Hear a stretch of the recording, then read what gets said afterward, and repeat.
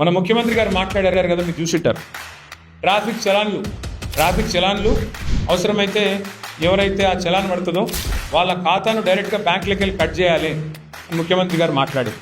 చట్టం అయితే ఏమవుతుందంటే మీకు కూడా సౌలత్ వస్తుంది. మీకు కూడా 2500 ఎదురు చూసి అక్కడ ఉండదు. చట్టం అయితే నా ప్రైవేట్ మెంబర్ బిల్లు పాస్ అయితే, కాంగ్రెస్ బీజేపీ సహకరిస్తే బిల్లు పాస్ అయితే ఏం జరుగుతుందంటే మా రాష్ట్రంలోని ఆడబిడ్డలందరికీ సచ్చినట్టు గవర్నమెంట్ 2500 ఇవ్వాల్సిందే. లేకపోతే డైరెక్ట్గా ఖాతాలకు వెళ్ళి కట్ చేసుకునే ఆటో డెబిట్ సౌకర్యం తప్పకుండా మీకు వస్తుంది.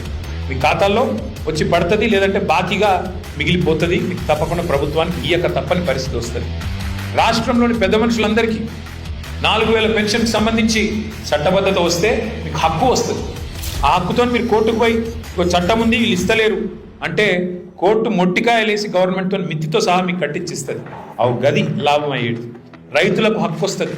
6 గ్యారెంటీల చట్టం అయితే హక్కు వస్తుంది. ఎట్లా హక్కు? మాకు 15,000 అన్నాడు, ఇస్తలేడు, ఇప్పటికే 3 సార్లు ఎగ్గొట్టిండు రైతు బంధు అని మీరు కోర్టుకు పోతే కోర్టు మొట్టికాయలేసి గవర్నమెంట్తోని ఖచ్చితంగా మీకు పైసలు ఇప్పిస్తుంది. రాష్ట్రంలోని విద్యార్థులకు లాభం అవుతుంది. 5 లక్షల విద్యా భరోసా కార్డు ఇయ్యక తప్పని పరిస్థితి గవర్నమెంట్కు ఆ అనివార్యత ఏర్పడుతుంది. అందుకే మీ తరఫున ఈ బిల్లు పెడతా ఉన్నాం.